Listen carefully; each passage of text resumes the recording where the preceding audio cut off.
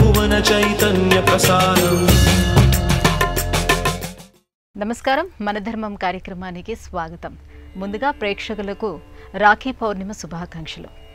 ఇవాళ మన ధర్మం కార్యక్రమంలో మన ధర్మ సందేహాల్ని నివృత్తి చేసేందుకు మనతో పాటు ఉన్నారు ప్రముఖ ఆధ్యాత్మికవేత్త, కాశీ కవి డాక్టర్ పాలపర్తి శ్యామలానంద ప్రసాద్ గారు.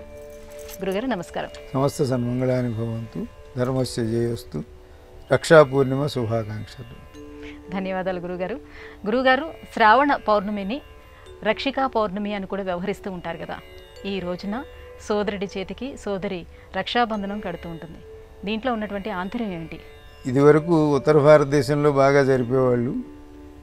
ఆ తర్వాత సమాచార విస్తృతి వలన దక్షిణ భారతదేశంలోనూ అక్కడ కూడా ఇది మర్యాదగా, గౌరవంగా, పవిత్రంగా జరుపుకునేది చిత్ర విచిత్రంగా, కొంచెం అల్లరిచిల్లరగా కూడా తయారయ్యింది. ఈ రాఖీ పూర్ణిమ అనేటువంటిది, దీనికి మనం పౌరాణికంగా, చారిత్రకంగా దీని పద్ధతి చూసినట్లయితే స్త్రీ పురుషుల మధ్యన ఒకరిని ఒకరు రక్షించుకోవటం అంటే, శారీరకంగా శక్తియుక్తులు కలిగినటువంటి పురుషులు స్త్రీలను రక్షించవలసిన అవసరం ఉన్నది వాళ్ళకి. అందువలన మొట్టమొదటి ఈ కథల్లో వీటిల్లో వృత్రాసురుడిని చంపడానికి ఇంద్రుడు వెళ్ళినప్పుడు ఇంద్రుడికి ధైర్యం చెప్పడం కోసం శచీదేవి ఆయనకు రక్ష కట్టినట్టుగా చెప్పబడింది. అంటే వాళ్ళిద్దరు భార్యాభర్తలు అయినా కూడా రక్షాబంధనం ఆవిడ చేసింది. కాబట్టి దీని యొక్క మొట్టమొదటి దశ స్త్రీ పురుషులు ఒకరికొకరు నీకు నేను రక్ష అని పురుషుడు చెప్పటం. అలాగే ఇక్కడ శచీదేవి రక్ష కట్టింది, నీవు కులాసా, నీవు క్షేమంగా ఉండాలి అని కట్టింది. కాబట్టి అటువంటి పౌరాణిక గాథలు వీటన్నింటిలోనూ మనం చూస్తాము. అలాగే ఏ రకమైన వ్రతాలు, పూజలు ఇవన్నీ చేసినప్పటికీ అక్కడ ఉండే రక్షాబంధనం పురుషుడికి ఆయన కుడి చేతికి కట్టుకుంటే ఈయన ఆవిడికి కట్టడం, ఈ పురుషుడికి పురోహితుడే కడతాడు, కానీ ఆమెకు మాత్రం భర్త కడతాడు.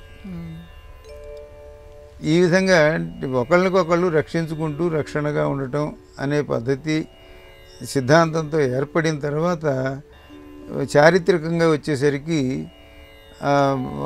మహమ్మదీయ రాజులు వాళ్ళు వచ్చినప్పుడు వాళ్ళకి అట్లాగే వీళ్ళు రక్షాబంధనం కట్టడం అనేటువంటిది మనకి చరిత్రలో వచ్చినటువంటిది.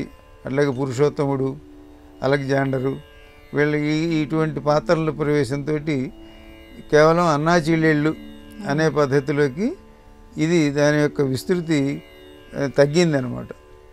ఇప్పుడు కేవలం అది ఎందుకంటే ఇది సమాజంలో ఒక క్షేమం కోసం. ఈ లోకంలో ఇప్పుడు ఇట్లా ఈ స్త్రీ పురుషుల మధ్యన అనవసరమైనటువంటి భావాలు అవి ఏర్పడకుండా ఉండటం కోసం, ఒక స్పష్టత కోసం అని దీన్ని ఉపయోగించుకోవడానికి. అంటే వీళ్ళందరూ విద్యా, ఉద్యోగం వీటన్నింటిలోనూ కూడా అందరూ కలిసిమెలిసి తిరిగేటప్పుడు వీళ్ళ ఒకళ్ళ మనసులో ఒక రకమైన భావాలు కానీ ఇవి ఉన్నప్పుడు ఈ రక్షాబంధనం ద్వారా మనం స్నేహంగా మాట్లాడుతున్నాం కానీ మన అనుబంధం ఇలాంటిదే అని స్పష్టంగా చెప్పుకోవడానికి దానికి ఈ కాలంలో ఇది ఉపయోగిస్తున్నది. కాబట్టి ఈ రక్ష అనేటువంటిది మనకు వైదికంగా వేదంలో చెప్పబడినది. ఏ కార్యక్రమం మనం ప్రారంభించినా తప్పకుండా రక్ష అనేది మనకు అవసరం. అలాగే పిల్లలకు కానీ పెద్దలకు కానీ ఏదైనా ఇబ్బందులు, ఆపదలు వచ్చినప్పుడు కూడా దానికి మంత్రించినటువంటి రక్ష కట్టడం అనేది కూడా చేస్తూ ఉంటారు. ఆ మంత్రం ఎవరో గురువు దగ్గరికి వెళ్ళటము, లేకపోతే ఆ విద్యలో నిపుణుడైనటువంటి ఆయన దగ్గరికి వెళితే ఆయన రక్ష కడతాడు. ఇలా అది హనుమంతుడి వెళ్ళో లేకపోతే ఇంకా ఇటువంటివి ఉంటాయి, ఈ రక్షలు కడతారు.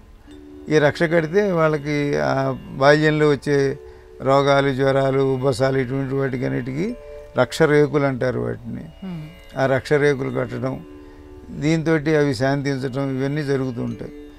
ఇది ఆ విధంగా ఏర్పడి ప్రస్తుత స్థితిలో ఈ అన్నా చెల్లెళ్ళ అనుబంధం అనే దానికోసం ఏర్పడినదిగా రక్షాబంధనం అనేది చారిత్రకమైన కథల ద్వారా కానీ దాని ఇప్పుడు సమాజంలో ఇదివరకు స్త్రీలందరూ ఎక్కువ ఇల్లు కదిలి బయటకు వచ్చేవాళ్ళు కాదు కాబట్టి ఎదురుపడటం అనేది లేకుండా ఉండేది. ఇప్పుడు కలిసిమెలిసి తిరగాల్సి వస్తుంది. తిరిగేటప్పుడు అనేకమైనటువంటి కారణాలు వలన ఏర్పడతాయి. ఎందుకంటే సృష్టి సహజమైనటువంటి స్త్రీ పురుష లక్షణాలు. దీనికోసం ఒక స్పష్టత కోసం కూడా ఇది ఇప్పుడు బాగా ప్రసిద్ధి పొందిన ప్రచారం పొందినటువంటి ఉత్సవంగా రక్షాబంధనం వరకు ఏర్పడింది. శ్రావణ పౌర్ణమికి ఉన్న ఇంకా మిగతా విశేషాలన్నీ మరొకసారి చెప్పుకుందాం. గురుగారు, శ్రావణ మాసం అంటేనే పండుగల సమాహారంగా మనం చెప్పుకుంటాం. అయితే ఇదే శ్రావణ పౌర్ణమి రోజున హయగ్రీవ జయంతి కూడా జరుపుకుంటూ ఉంటాం. విష్ణు స్వరూపమైన హయగ్రీవుడి యొక్క ప్రత్యేకత ఏంటి తెలియజేస్తారా? శ్రావణ పౌర్ణమి లెక్క పెట్టడానికి వీలైన పండగల రోజు. అంత ప్రసిద్ధత, అంత ప్రత్యేకత దానికి ఉన్నది. ఎందుకనగా దక్షిణాయనంలోకి ప్రవేశించిన తర్వాత వచ్చేటువంటి ఇది వర్ష ఋతువులో ప్రారంభమయ్యేటువంటి పెద్ద పౌర్ణమి. అందువలన ఇక ముందు రాబోయేటువంటి వాటిల్లో మనకు ఆశ్వేజ పౌర్ణమి, కార్తీక పౌర్ణమికి ఒక ప్రత్యేకత. ఇట్లాంటి వాటిల్లో ఈ శ్రావణ పౌర్ణమి వాల్మీకి జయంతిగా, సంస్కృత భాష జయంతిగా, హయగ్రీవ జయంతిగా, విఖనస మహర్షి జయంతిగా ఇట్లా ఎంతోమంది ఈ మాసంలో పుట్టినట్టుగా ఇది వాళ్ళ జయంతి ఉత్సవంగా జరుపుతుంటారు. ఎందుకంటే మొత్తం అంతా వర్షంతో అందరూ కూడా అన్ని నేల పచ్చగా ఉంటుంది. అన్ని విధాల అందరూ కూడా మంచి వ్యవసాయం పనుల్లో కానీ వీటిలో కానీ కార్యోన్ముఖులైన స్థితిలో ఇటువంటి అత్యుత్తమమైనటువంటి ఉత్సవాలు. ఈ హయగ్రీవ జయంతి మనకి దేవీ భాగవతంలో చెప్పబడింది. శ్రావణ పౌర్ణమి నాడు స్వామి యొక్క ఆవిర్భావం జరిగినట్లుగా. హయగ్రీవుడు విద్యాస్వరూపుడైనటువంటి విష్ణుమూర్తి యొక్క రూపం, శివుని యొక్క రూపం దక్షిణామూర్తి రూపం. అలాగే మనకు విద్యలు కావాలంటే, జ్ఞానం కావాలంటే విష్ణుమూర్తి దశావతారాలని అనుకున్నామే, ఆ దశావతారాలు కాకుండా ఉన్న చాలా అవతారాల్లో హయగ్రీవ అవతారం కూడా ఒకటి. జ్ఞానానందమయం దేవం నిర్మల స్ఫటికాకృతిం ఆధారం సర్వ విద్యానాం హయగ్రీవముపాస్మహే అని హయగ్రీవ స్తుతి. ఆయన జ్ఞానానందమయుడు.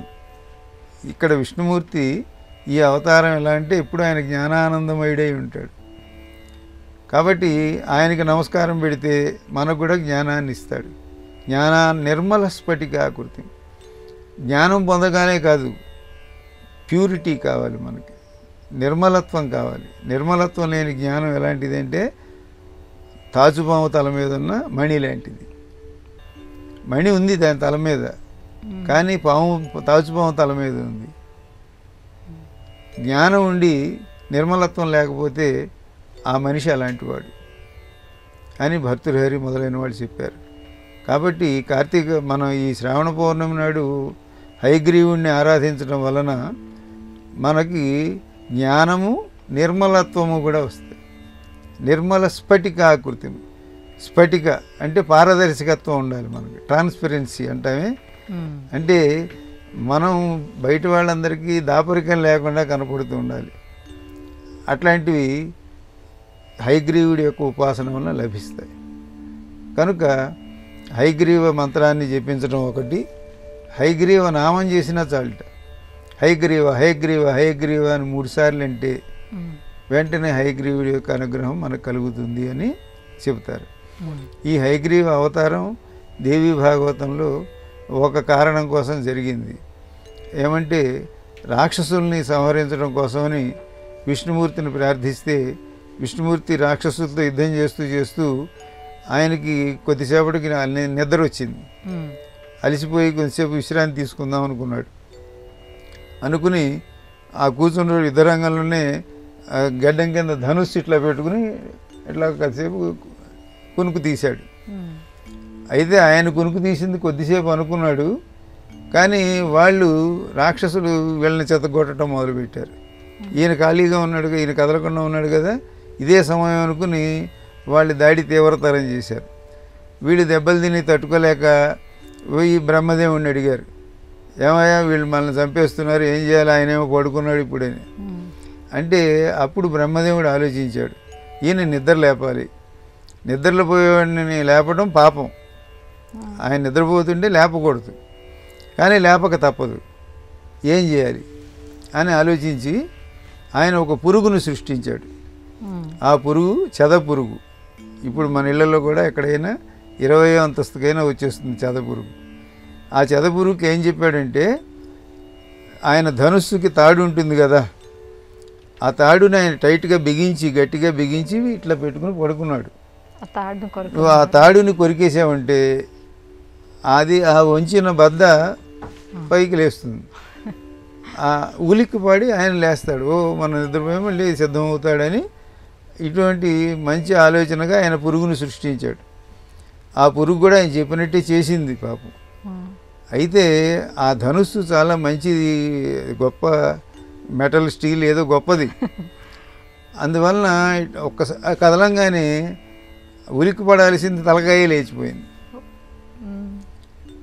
ఆ తలకాయ లేచిపోయేసరికి మళ్ళీ అందరూ బ్రహ్మదేవుని పట్టుకుని తిట్టారు, నీకు చెప్తే నువ్వేంటి పిచ్చి పని చేసావు, మనం చేస్తే మెచ్చుకుంటారు, కాస్త తేడా వస్తే తిట్టేస్తారు కదా, అట్లా బ్రహ్మదేవుని తిట్టారు.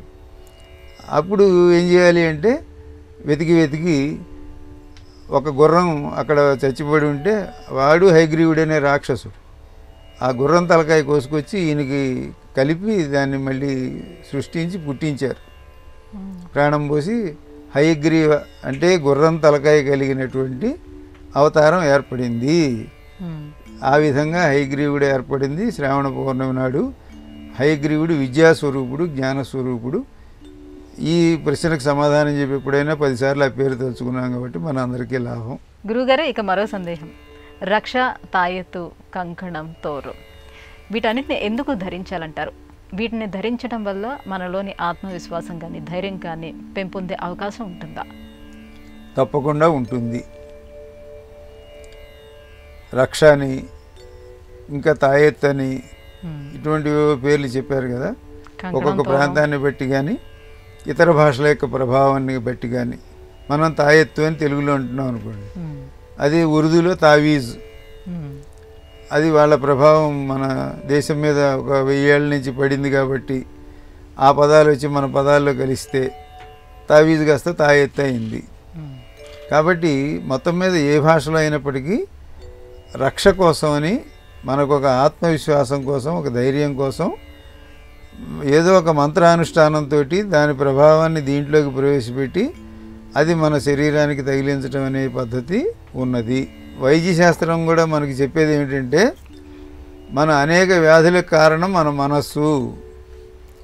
మనం చాలా అనుకునే వ్యాధులన్నీ నిజంగా లేవు, కానీ మన మనస్సు వలన అది ఉంది అనుకుంటున్నాం. మనం నాకు బాగా తలనొప్పి, విపరీతమైన తలనొప్పి అని అనుకున్నాం అనుకోండి. అనుకున్నప్పుడు ఇంతలో ఎవరో ఫ్రెండ్ వచ్చి మాట్లాడి చక్కగా మనతోటి మంచి నవ్వు వచ్చే మాటలు, వేరే మాటలు ఏవో చెబుతుంటే తలనొప్పి లేదు. ఎక్కడికి పోయింది అంటే మనస్సు వలన నీకేదో అశాంతి, అలసట వలన నీకు తలనొప్పి అనే భావం కలిగింది. కాబట్టి నువ్వు తలనొప్పితో చాలా బాధపడుతున్నాను అనుకుంటున్నావు. నీ ఏ ట్యాబ్లెట్ వేసుకోవాలా, వాడు ఎవడో వచ్చి ఏవో కబుర్లు చెప్పేప్పటికీ వాడితో మాటల్లో పడి తలనొప్పి పోయింది అనుకుంటున్నాం. కాబట్టి అటువంటిది ఎట్లాగో ఒక మంత్రానుష్ఠానం చేత, ఒక వారి యందు ఉండే విశ్వాసం, నమ్మకం చేత వారు ఇచ్చినటువంటి దాన్ని మనం ధరించడం వలన మనకు ఇవన్నీ తొలగిపోతున్నాయి అనే ఒక మనస్సు యొక్క ధైర్యం, ఒక స్థైర్యం. ఇది అటువంటి వైద్యం, మానసిక వైద్యం అనుకోండి. ఆ వైద్యానికి ఇవి పనిచేస్తాయి. నీవు పూర్తిగా దాన్ని నమ్మిన వారికేమో దాని నుండి మంత్ర ప్రభావం దానిలోకి ప్రవేశపెట్టడం వలన అది మనకి ఇక్కడ కడతారు, లేకపోతే మెడలో కడతారు అనుకోండి. మన శరీరంలో ఉండేటువంటి పంచప్రాణములకు 5 చోట్లు ఉన్నాయి. ప్రాణ, అపాన, వ్యాన, ఉదాన, సమానములు అని 5 ప్రాణాలు ఉన్నాయి మనలో. ఈ పంచప్రాణాలు సరైన ఎవరు ఏ చోట్లో ఆ చోట్లో ఉంటేనే మనకు ఆరోగ్యం. అది చోటు తప్పిందో మనకేదో గ్యాస్ట్రిక్ ట్రబుల్, ఇంకో ట్రబుల్, ఈ ట్రబుల్, కీళ్ళ నొప్పులు ఇవన్నీ వస్తాయి. కీళ్ళల్లో ఉంటుంది ఒక ప్రాణం మనకి, అది అక్కడి నుంచి డిస్ప్లేస్ అయిందనుకోండి, చోటు మారిందనుకోండి, మారితే కీళ్ళ నొప్పులు వస్తాయి. ఇట్లా అన్ని ప్రాణాలు అన్ని చోట్ల ఉండాలి. నా ప్రాణం ప్రాణంలో ఉందని ఇటువంటి మాటలు వాడతాం మనం. ఉండాలి, ఉంటేనే ఆరోగ్యం, లేకపోతే అనారోగ్యం. కాబట్టి ఈ మంత్రంతో పవిత్రం చేయబడినది అయినది అది ఇక్కడ కట్టడం వలన మన చేతికి ప్రధానంగా ఈ 60,000 నాడులు ఉన్నాయి. ఈ నాడుల యొక్క స్పందనలు తెలియజేసే చోటు ఇది. పూర్వకాలం ఇప్పుడు కూడా వైద్యులు ఇక్కడ పట్టుకుంటారు. ఇక్కడ పట్టుకుంటే ఇక్కడ 3 రకాలైనటువంటి ధ్వనులు, 3 నాడులు ఉంటాయి. ఈ వాతపిత్త శ్లేష్మములు, ఈ ఏ వేలు మీద ఏ నాడి యొక్క స్పందన ఎట్లా ఉంది అనేది డాక్టర్ గారికి తెలుస్తుంది. తెలిసిన వాడే డాక్టరు. దాన్ని బట్టి నీకు 3 సమానంగా లేవు, ఒకటి ఇట్లా ఉన్నది కాబట్టి నువ్వు వాతంతో బాధపడుతున్నావు, ఇట్లాంటివి ఆయన చెప్పగలుగుతారు. కాబట్టి ఇక్కడ కట్టడం వలన మెడలో మన మెడ పక్క నుంచి 2 ప్రధానమైన నాడులు మెదడులోకి వెళ్ళి మనం ఆరోగ్యంగా ఉంటాం. ఇక్కడ నొక్కే ఉంటే చచ్చిపోతాం. ఇది ఉరేయటం కానీ ఇవన్నీ దానికి మెడ పిసకటం అదే కారణం. వేసిన వలన ఆ నాడుల మీదకి ఈ ప్రభావం ఉంటుంది. దీనివలన మనకు మానసిక అనారోగ్యం తొలగటం, భయం పోవటం, ధైర్యం రావటం ఇవన్నీ కూడా జరుగుతాయి. కాబట్టి అవన్నీ ప్రయోజనకరమైనవి. కానీ అవేం మూఢనమ్మకాలు అని అనుకోవటానికి, మూఢనమ్మకం అనుకుంటే అన్ని మూఢనమ్మకాలే. ఇప్పుడు డాక్టర్ గారు ఇచ్చిన ట్యాబ్లెట్ అన్నాం అనుకోండి, ఆ ట్యాబ్లెట్ ఎప్పుడు పనిచేస్తుంది, ఎంతవరకు పనిచేస్తుంది, కరోనా అప్పుడు పలానా ట్యాబ్లెట్లు వేసుకోండి పోతుంది అన్నారు. ఇప్పుడు దానివల్ల మీ అందరికి గుండె నొప్పులు వస్తున్నాయి అంటున్నారు. దీనికి దానికి ఏది ఎప్పుడు ఎవరిని నమ్ముతాము అనేదానికి ఇది మనకు ఒక మానసికమైన చికిత్స. గురుగారు, ఇక మరో సందేహం. ఇంట్లో మన నిత్య పూజా విధానంలో భాగంగా మనం దైవానికి ఆవాహయామి అని పిలుస్తాం. అంటే అప్పటి వరకు ఇంట్లో దైవం లేనట్టని అర్థమా? ఇంట్లో దైవం లేనట్టు అని అనుకోవటం అనేది, ఈ ఆవాహయామి అంటేనే వస్తున్నాడని అనుకోవటం కొంత తెలియటం వలన. సరే, ఇప్పుడు ఇట్లాంటి ప్రశ్నలు అడగటం వలన ఈ ధర్మ సందేహాలు, ఇప్పుడు ఈటీవీ ప్రేక్షకులు లాంటి వారు దీని ద్వారా మనం ఇప్పటివరకు ఇంతకే తెలిసింది, అసలు విషయం తెలుసుకోవాలి అనేటువంటి ఎట్లా తెలుసుకోవాలనేది కూడా ఏర్పడుతుంది. ఇప్పుడు దైవం అంతా అన్ని చోట్ల ఉంటాడు అనేది ప్రధానంగా తెలుసుకోవాల్సిన విషయం. ఎక్కడైనా దాన్నే మనం ఏమంటామంటే నిరాకారమైన పరబ్రహ్మము అంటాం. అంటే దేవుడు అనగానే ఆకారం ఉండాలి, కిరీటం ఉండాలి, కత్తి, గద, ధనుస్సు ఇవన్నీ ఉండాలని అనుకుంటే మనకి ఊరికే ఒక రూపాన్ని కల్పిస్తారు. అసలు దేవుడికి రూపం లేదు. ఆయన ఈ సృష్టి అంతా వ్యాపించి ఉంటాడు. ఆ వ్యాపించి ఉండే దేవుణ్ణి మనం ఈ పూజకి ఈ పీట మీదకి పిలుస్తున్నాం. కాబట్టి అక్కడ పీట మీద మనం ఒక బొమ్మ, ఒక బంగారం, వెండి, రాగి ఇటువంటిది ఏదో ఒక లోహాన్ని ఒకదాన్ని అక్కడ పెట్టి దాన్ని సమంత్రకంగా దాని మీద ఆవాహయామి అంటున్నాం. కాబట్టి ఈ మొత్తంలో ఉన్న నువ్వు ఇందులోకి రా, ఇక్కడ నీకు పూజ చేస్తాం అని ఒక చోటికి కేంద్రీకరిస్తున్నాం. ఆవాహయామి అంటే విశ్వం అంతా వ్యాపించి ఉన్నటువంటి భగవత్ స్వరూపాన్ని, నిరాకార పరబ్రహ్మమును మన వెండి డాలర్లోకో బంగారు డాలర్లోకో దాంట్లోకి ఆవాహన చేస్తున్నాం, అనగా ఒక చోటకి తెస్తున్నాం అని అర్థం. అక్కడ మొత్తం కనపడకుండా ఉన్న వ్యక్తిని తేవటమే ఆవాహన అంటారు. ఇప్పుడు పెద్దలకు ఆబ్దికం పెట్టేటప్పుడు తల్లికి ఆబ్దికం అనుకోండి, తల్లి పేరుతోటి ఒక ఆయనకి భోజనం పెడతారు. ఆ పెట్టే ఆయన మీదకి ఆవాహయామి అంటారు. అంటే అప్పుడు ఈ తల్లి ఆయనలోకి వస్తుందన్నమాట. కాబట్టి ఆయన చేసే భోజనం వాళ్ళ అమ్మ చేసినట్టు. ఇట్లా మొత్తం అంతా ఆమెడు ఎక్కడుంది అంటే ఆ రోజున అక్కడికి వస్తుందన్నమాట. ఆవిడ కనపడదు, కానీ ఈయనలోకి మనం ఆవాహన చేస్తున్నాం. అదేవిధంగా దేవుణ్ణి కూడా అమ్మవారినో అయ్యవారినో మనం చేసే పూజకి ఆవాహయామి అంటే ఇక్కడికి నువ్వు వస్తున్నావు, మేము నిన్ను పిలుస్తున్నాము, నీకు ఇక్కడ పూజ ఇవన్నీ షోడశోపచార పూజ ఇవన్నీ చేస్తున్నాము అని చెబుతున్నాం. కాబట్టి అక్కడే ఉంటాడు, ఇంకెక్కడా లేడా, ఇటువంటి సందేహాలు లేకుండా అంతటా ఉన్నాడు అనే విషయాన్ని తెలుసుకుని మనకు అవసరమైనప్పుడు మనం ఒక చోటగా ఆయన పిలుస్తున్నాము, దానికి తగిన ఉపచారాలు చేస్తున్నామని తెలుసుకోండి. గురుగారు, సమస్త ధ్వనులు అలాగే మంత్రాలు ఓంకారం నుంచే ఉద్భవించాయి అని అంటారు. మరి అలాంటప్పుడు ఓంకారాన్నే ఉపాసన చేయొచ్చు అంటారా? ఈ ప్రశ్న బాగానే ఉంది. ఇప్పుడు విష్ణు సహస్రనామాలు బోళ్ళు చదవాలి. ఇవన్నీ చదవలేని వాళ్ళు శ్రీరామ రామ రామేతి రమే రామే మనోరమే సహస్రనామ తత్తుల్యం రామనామవరా అని అంటే సరిపోతుంది అని ఒక షార్ట్ కట్, అంటే ఒక సంక్షిప్తమైన సూచన చేశారు. సంవత్సరం అంతా చదవకుండా మార్చిలో పరీక్షలు అనగా వారం రోజుల ముందు నుంచి తెల్లవారులు టీలు తాగి నేను పరీక్ష మొత్తం రాసేస్తాననే పద్ధతిగా, అటువంటి వాళ్ళ కోసంలాగా మంచంలోంచి లేవలేని వాళ్ళు, చదవలేని వాళ్ళు, వాళ్ళ కోసం ఈ చిన్న ఉపాయం చెప్పారు. శ్రీరామ రామ రామేతి అంటే నువ్వు విష్ణు సహస్రనామం మొత్తం చదివినట్టే అన్నారు. అట్లాగే ఓంకారం నుంచి అన్నీ పుట్టాయి కాబట్టి నేను ఓం అంటే సరిపోతుంది కదా, మిగతా ఇవన్నీ ఎందుకు అనేది ఒక రకమైనటువంటి తప్పించుకు తిరిగే లక్షణం. ఎందుకంటే ఆ మాట మీరు అన్నది నిజమే. ఓం ఇచ్చేక అక్షరం బ్రహ్మ, ఓం అనే ఒక అక్షరమే పరబ్రహ్మ స్వరూపం, మొట్టమొదట అదే పుట్టింది అనేది సత్యం. అయితే మనం అంత మాత్రం చేత మిగతావన్నీ వదిలిపెట్టకూడదు. ప్రతి మంత్రానికి ముందు ఓం పలికి ఆ మంత్రం పలకాలి. అది కాబట్టి ఓం ఉండగా ఈ మంత్రం ఎందుకు అనకూడదు. ఎందుకంటే మనకు ఆ హక్కు లేదు, మన స్థాయి అది కాదు. మనం ఉన్నది ఎల్కేజీలో, మనం 10th క్లాస్ సిలబస్ తీసుకొచ్చి దీన్ని వాళ్ళకట్ట చెప్పారు కాబట్టి నేను ఇట్లా చేస్తాను అనకూడదు. మనం ఏం చేయాలో అదే చేయాలి. కాబట్టి ఓం అనే ఒక అక్షరమే అన్ని మంత్రాలు మానేసి ఇది ఒక్కటే చేయండి అని ఎవరికి చెప్పారంటే సన్యాసాశ్రమానికి మాత్రమే చెప్పారు. అంతకుముందు ఆశ్రమంలో ఆయన 10 మంత్రాలు చేయొచ్చు, కానీ ఆశ్రమం తీసుకున్న మరుక్షణం 10-0 ఓన్లీ ఒకటే ఒక ఓం. అన్నీ ఆయన ఓం ఓం ఓం ఓం అంటుంటే అన్నీ చేసినట్టే, ఇంకేం చేయక్కర్లా. ఆయన చేస్తున్నాడు కదా అని మనం ఓం ఓం అన్నామంటే మనం సన్యాసం పుచ్చుకోవాలి. కాబట్టి ఆ అర్హత హక్కు ఎవరికి ఉన్నదంటే తురీయ ఆశ్రమంలో మాత్రమే, అంటే 4వ ఆశ్రమంలో సన్యాసాశ్రమం వాళ్ళకి మాత్రమే ఓం ప్రణవ అనుష్ఠానం, ప్రణవ జపం అనేటువంటిది వాళ్ళు మాత్రమే చేయాలి. అయితే మనం చేయకూడదండి, చేయొచ్చు.